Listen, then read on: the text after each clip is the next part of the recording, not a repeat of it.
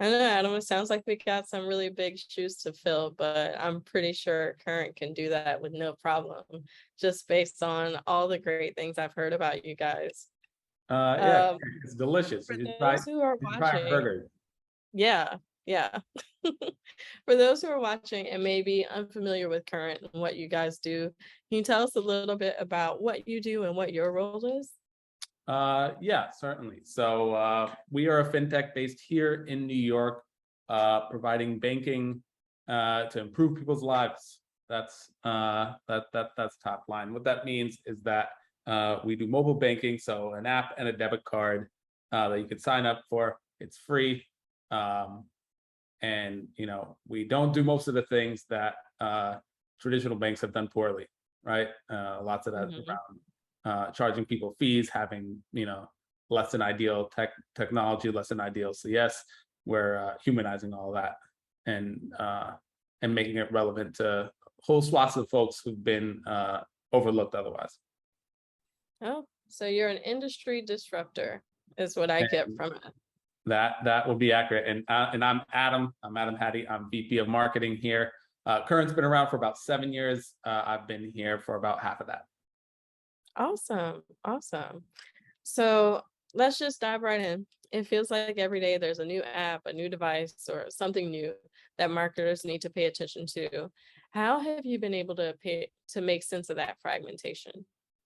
I'd say by paying a lot of attention to our audience. We do a lot of audience research, uh, both of their behavior within our app and in our ecosystem and outside. I mean, fortunately for us, right, we are people's bank account, right? Like you're swiping a debit card. We understand so much about people. We do what's called KYC, that's know your customer. So we actually we have verified ages, locations, etc. We see behavior. So we know that, and then we do tons of research, on actual audiences. So we understand for our target segments, what are they doing? Where are they spending their time? Mhm. Because ultimately, when it comes to marketing financial services, particularly banking, you really need to understand a customer holistically. And so we actually understand that stuff regardless of media habits. Like, Sure. you might not, well, today you might not be able to advertise on Netflix, but it still really matters to us that you consume Netflix. Uh, Yeah. you know, uh, Again, today I think we're talking about maybe $60 CPMs coming up in like a quarter or something. I think I saw today, but You know, the CTV landscape is so varied that everybody wants the big CPMs, but they really have to have an audience to be able to prove their worth there. I think CTV not, can eventually. You don't think so? well, I'm just not quite sure that the audience that is like not quite willing to pay full price for Netflix uh, is worth a $60 CPM when you can't do any type of sub level targeting or measurement or even assurances that those impressions were delivered. But hey, okay, side topic is you know Well, we'll get that's to breaking accurate. down today. That's accurate. You have a small group of companies, agencies, and But hey, technology. those first ads, to be fair, will be like, whoa, ads on Netflix. Well, that will reach a very that those will have outsized impact. Until Yeah, people get used to that. that's true. That's true. We'll see what we can Speaking do to of make new apps and new devices and things that we should be paying attention to, I guess it does kind of tie in. it does. It does. If only we can make it a performance medium, we'd all be happy. So, looking at what you guys are doing now, I do want to talk about the elephant in the room because you all, I believe, are the most followed or most viewed financial services company on TikTok. Now, that's the elephant in the room. It's one of the fastest growing platforms. As the B2B services firm, how did you approach your presence there? So uh, TikTok is an interesting one. You know, TikTok's been on our radar for a really long time. It's been on my radar for a really long time. I mean, Mhm. there was a point in time when it was, I was using it when it was musically, and it was me and a bunch of 13-year-old girls, and that was a little odd. But as a platform for young creators, it's always been relevant. And then you look over the last 2-3 years, and really on the back of what's interesting is it's on the back of a lot of paid marketing. It's obviously blown up and has tons of people's attention and tons of people's times. Now, as a ad platform, I've personally been impressed with how quickly they have like developed, right? It's you talk about like sophistication there, while like I was just talking about like, oh, like blanket CPMs with no target and no measurement. On one hand, here you have, basically within the last 3 years, like TikTok has built, 80% of what maybe a Facebook or Google has built, in 3 years. And that took, maybe Snapchat like 6 years to build. And so you're seeing kind of like the compression of all that. So I've been pretty impressed with the speed in which they've been able to innovate there. But yeah, really, it's about following the customer, because it doesn't really matter if people don't pay attention. But yeah, the TikTok has a lot of people's time and attention. And I think it's a really good platform for storytelling in ways that maybe other paid social doesn't really get to. I think that's a good point, because as we move into more, well, should I say, shakier economic waters, being able to tell a good story is going to be key for a lot of brands, whether they're building up the brand or building up trust. Now, in finance, you guys obviously have an inflow and an outflow of a lot of sensitive information. How are you able to build or maintain trust with new customers and prospects alike in such a short amount of time? Well, we aren't in a short amount of time. It takes time. It's like the short Sure. end. Not Sure. like, again, we're talking about people's money. Yeah. And people are really, really skeptical. From, they will not give you your money without having heard of you. That's just like, True. flat out. And so there has to be this period of like, hey, who are these people? What do they do? Why do they exist? Or why can I trust them with my money? What problem are they solving for me? That's gonna take time. Now you can use various shortcuts to get there, right? And there's lots of things that you can do that will make it worse. Again, trust is much easier to be lost than gained. One of the approaches that we've taken in terms of gaining that trust, actually related to a lot of the stuff I was just talking about on TikTok, is we work with a lot of creators, a lot of influencers, and through a lot of our sponsorship there, that's something that we've been able to do somewhat uniquely in the marketplace, to gain people trust a bit faster, right? And that's maybe the medium is new, right? If you talk about certainly TikTok, but even YouTube, Instagram, etc. But the idea of using celebrity endorsers to build trust in the brand is pretty ancient. And so that's one of the shortcuts we've taken. So you bring up influencers, which are, I think, a good segue into what's on a lot of marketers' minds. When do influencers make sense? When are they maybe not a fit? What kinds of processes do you go through to vet your influencers and decide if they're a good match for the brand or not? Yeah, well, I think as I speak to a lot of marketers, right? And I get a lot of people who will come to me and be like, hey, Adam, like, you're really good at this influencer thing. Like, we want to do it. And it's like, I think, we're running that back. I mean, oftentimes, if we're being honest, it might just be like, some, maybe it's a CEO or some executive or a board member or whoever who's like, hey, this influencer thing works, do it. But like, I think winding it back, you really need to be like, hey, what problem are we trying to solve here? And that our influencer is the right thing to do it. And influencers, I think, are really great at telling a story. I think they're really great at building trust. They're really great at getting like nuance across. You might not need that depending on what category you're in. I mean, don't get me wrong, lots of companies need those things, right?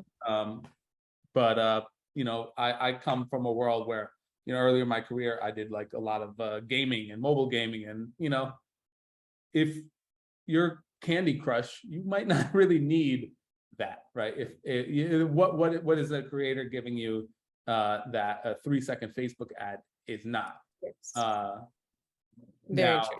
that's very different than if you compare that to, a space where we're in, right? In financial services, and it certainly extends to lots of other brands. So I think the question that, a marketer should probably be asking themselves is like, do we need those things to convert a customer? Does the customer need to trust us really? Do they need to understand our brand and our story?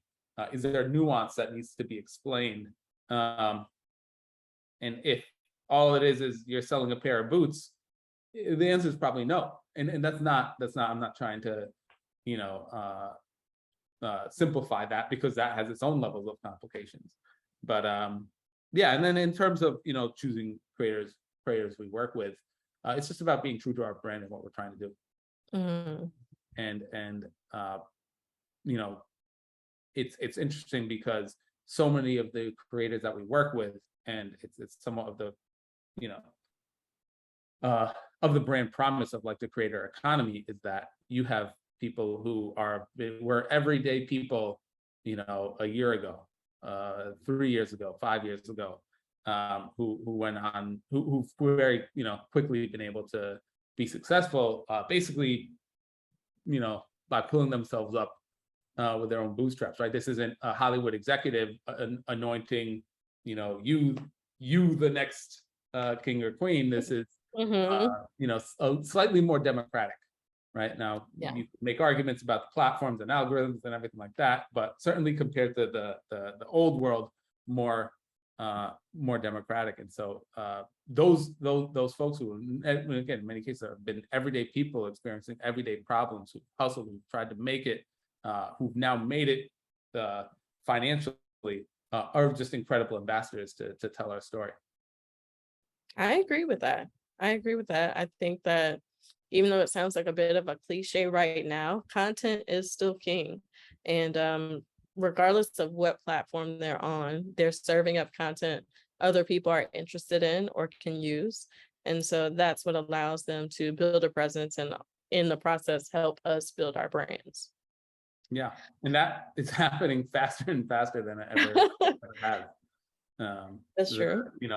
The time to, the time to success has shrunk, but also, the ability to sustain that success is a little bit more fickle, right? Like if you all of a sudden stop putting out content for a little bit, or start putting out mediocre content, in like even just a few years ago, you would still be able to sustain yourself based on previous successes.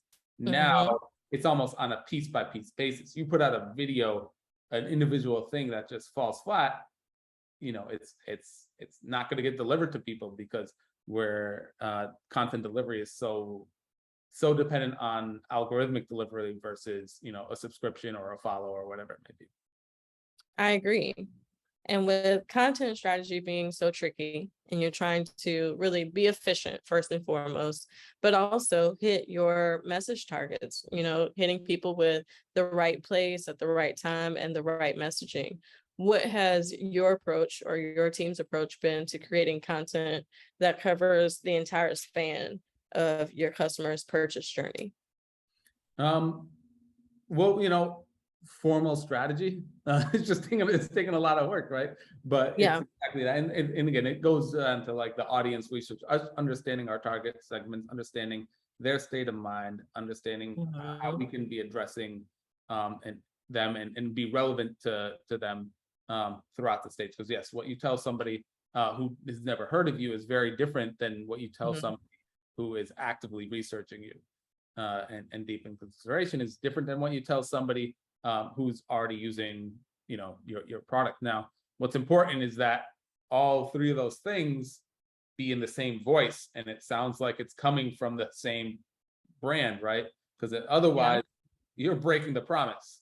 If you're saying one thing, and then all of a sudden it's a different voice when you get in your what's this? This is not what I thought. I signed up for that thing. Who are you? It's really important to maintain that continuity. I agree with that. It sounds like you guys have a very complex, multi-layered personalization strategy, which definitely works, or we've seen it work on our side as well. Yeah, I wouldn't call it complex. I would just call it well researched. It was Well hard to get there, but it's not really complex. Okay, awesome. Do you find that drives you guys to do more experimentation in other areas of the business? Um, I'd say it's a lot of the same insights that drive our marketing. It's the same research that drives the product that we build. And so that's really important because it's aligned. You Yeah. know, and it allows us to speak to the same audience we're building for. And again, this is where you avoid things like broken promises, right? Because if your marketing team or your brand team or your creative team or whatever it might be is targeting one segment and saying one thing, and your company's building for another, again you'll inevitably it's like a fast path to not having product market fit. I agree. I will say, I have to confess, Current seems like such a fun brand to be involved with, and it looks like a pretty fun brand to work for. What are some of the challenges you face internally getting buy-in for some of the things you guys carry out? Or do you find that most executives have that innovative spirit and, kind of go with the flow? How does that process work for you guys? Yeah, well, look, we are young enough of a company, Hmm. and our founder and CEO is still our founder and CEO, or I should say, it's still our CEO. Where this is like so much of a reflection of him and the executive team, right? Like this isn't, and so our brand, which and I use that in the broadest possible term, is just an authentic reality of who we are. And that makes a lot of things easy. Hmm. Oftentimes, with again, when you talk about legacy brands or brands that have been, acquired and all of a sudden it's like, well, what the thing originally stood for, like there's no real semblance of that once you actually dive in. That makes it really, really difficult. But in our case, yeah, it's everything is fairly authentic. I mean, we position ourselves as an innovative brand, and we have a culture of innovation here, right? And again, we're still at the stage as a company where it's most people understand most things, Hmm. and that makes it pretty easy as well. I think that's great. I love those brands who, first of all, are like Current, very, very authentic, but also have internally ingrained in their culture almost a startup mentality where everyone can do everything. Ideas can come from anywhere. They can be oddball ideas. We have a budget set aside for testing because even if your testing budget is small, there's an opportunity to gain some share. So right now, one thing that seems to be on top of mind for every marketer is navigating uncertain economics. What are you prioritizing in the second half of this year? I realize we're in September, but what are you prioritizing for the remainder of this year and also for 2023? I guess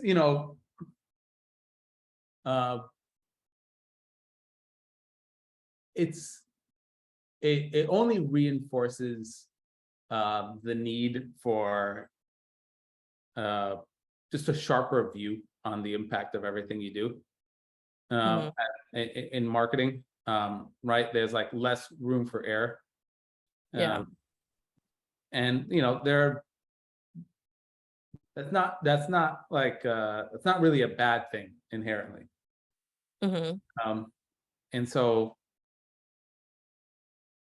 I'd say it's we are pretty we have a pretty high level of accountability here, and that's Hmm. always been a part of our culture. And so in that way, I think maybe we're faring better than most, or at least some. And we also have a real business year. Yeah. You know, and real revenue and real unit economics and everything like that. So yeah, I look and obviously, you know, I look at a lot of my peers and what's happened in the space, and I'm kind of grateful for being in the business we are. Yeah. That's a great thing. I can tell your passion for what you do just shines through almost every moment. So I think that's a great thing. So we've been talking a lot of shop. Let's put that aside for just a second. And I have a couple of questions that I just like to hear what your thoughts are. We talked a little bit about current presence on TikTok in particular, but social media overall. Who is your favorite TikToker and why? Oh man. My favorite TikToker. You know, this is a very controversial question. Because I you know, expected it to be. I know these people personally. I'm gonna offend you know, Well, you can say your favorite few TikTokers. That's fine. We're all friends here. you know, just because we have a special relationship with him here at Current, I will go with Mr. Beast. He's not just a TikToker, he's more known for his stuff on YouTube. But you know, we have a long and, you know, storied relationship, and so I'll go with him. He's also the biggest YouTuber in the world, so that makes it a pretty easy answer. Oh yeah. Yeah, that's the biggest one. So nobody can really argue with that until they get their followers up. Yeah, you know, more people, you know, I guess by definition, more people agree with me than if I said anything else. But yeah, Jimmy's pretty great. Very cool. Let me see. You've been so efficient at going through and answering a lot of my questions that, first of all, I really appreciate that. What do you see coming around the corner for not just Current, but your industry at large in the next 3 to 5 years? Like, what technological shifts are coming that could change the way you do business with your audience? Or what do you see as a big Web3 opportunity that maybe you guys are talking about internally? It's interesting because you talk about so much, like the just macro wise in the marketing landscape, right? Like so much of people's attention over the last decade turned to their phones. So much of that in social media on their phones, and you know, kind of like the pendulum of marketing, you know, swung all the way towards like, hey, we have all this data, all this stuff we can measure, all the stuff that we know for sure. And it was and obviously in the last couple, you know, few years, not even just with Apple stuff, we've started to see the pendulum swing back again. And I don't think that's a bad thing, because I think the pendulum should probably be somewhere in the middle. And what I mean by that is, you know, probably like 3-4 years ago, particularly before iOS 15, I think a lot of assumptions marketers were making based on performance and tracking and attribution, because they had numbers and because, you know, they had these things, you just inherently start to believe them, and kind of forget what they are. Like, they are numbers and they do mean something, but what do they mean? They mean, you know, in often cases like a last click attribution. What does that mean? And so by having a lot of that stripped away, I think it's forced a lot of marketers to rethink things, and to have to make kind of like difficult conclusions and have to do like maybe some modeling that they're uncomfortable with. But all that, I think, is a better reflection of reality. And so I think that continues, at least for a bit. And then maybe we get, you know, the pendulum swinging a little. We'll see. But I think overall, the state of tracking and attribution probably gets a little bit worse over the next couple of years, and then I think maybe starts to get a little bit better based on the potential value that can be created there. Because I think ultimately you can give marketers, advertisers the tools to measure the impact of their marketing without compromising people's privacy. Like, those tools, it's not like we have to invent something new. They exist today, but much more academically or in theory versus actually in practice in the market. I would agree with that. I would agree with that. It's never lost on me that every day there is a post somewhere on someone's feed that, oh, did you know that Instagram can see this? Did you know that Twitter knows this about you? And people get really riled up about it, not understanding that's always been the case. It's just that now they're hyper aware of it. So that's going to cause us to change some things. But I think marketers are nothing if not flexible. And so we'll continue to adapt to those situations as they present itself. So we're getting close to the end of our time. I think I have time for just one more question. And that is, are there any parting thoughts you would like to leave with the other marketers who are watching?